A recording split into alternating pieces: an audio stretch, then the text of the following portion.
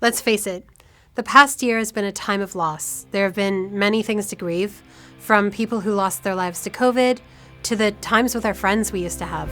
Today on Art 101, we're going to look at some ways artists have processed loss, to see if there are lessons in there we can use to ease our way through 2021 and back into our old and new lives. It's a heavy one. If you've lost someone this past year, it may be a little hard to watch, but it may also help. Act 1, Death. Grief can be stunning in the way that it hits you, and in the places or sites that bring you back to a terrible moment. In 1991, Cuban-American artist Felix Gonzalez Torres memorialized his partner Ross Laycock in this image called Untitled. The image of a slept-in, rumpled, empty bed can make a multitude of memories rush in. The idea of a life led next to a partner, the absence of that partner, and our impulse to hold on, from the fading smell of a loved one's sweater to our unwillingness to make the bed and smooth out the creases made by somebody who's gone. This next image is a bit more stark and graphic. Take warning. Artist A.A. Bronson photographed his partner only a few hours after his death. It's both really difficult to look at and look away from Felix's gaze.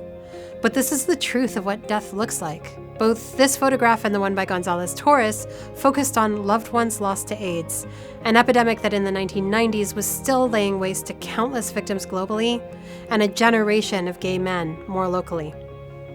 In a direct address to the losses we've felt over the past year from COVID-19, artist Ruth Cathand created a series of masks painstakingly embroidered with the virus itself. Surviving COVID-19 brings to mind not only the immense change that the virus has affected on our way of life, but it forces us to confront the virus, what it actually looks like, while we reflect on all we lost over the past year. Act 2, Heartbreak.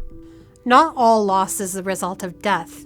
As many people have felt, particularly over the last year, the loss of a relationship provokes a feeling of grief that takes a lot of time to work through.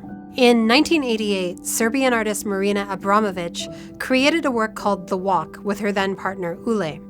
Though they'd had the idea to walk the Great Wall of China from opposite ends years before, by the time they did, their relationship was almost over.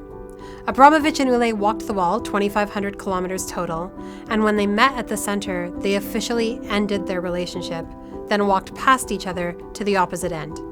The first leg of the walk was filled with reflection and anticipation, the second, grief, and the process of leaving someone behind.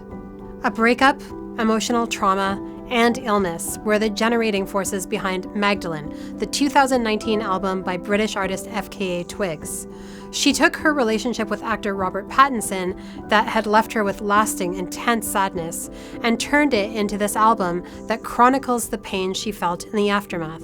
And instead of a catharsis that ends in understanding, at the end of the album, Magdalene ends in a song called Cellophane that continues to ask questions about why the relationship ended and what FKA Twigs meant to her former partner.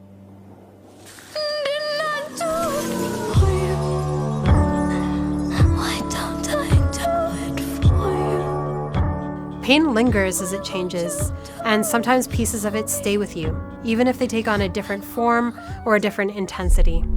Act 3. What can we learn? Everybody experiences loss, and everybody does it in a different way. But what can we learn from the way artists process it and the way they use it in their work? Well, maybe the first lesson is grieving is a process. Whether it's a death or a different sort of loss, we can't assimilate it and move on in a day. Maybe the second major lesson is, these works show us that it's possible to make grief into something tangible.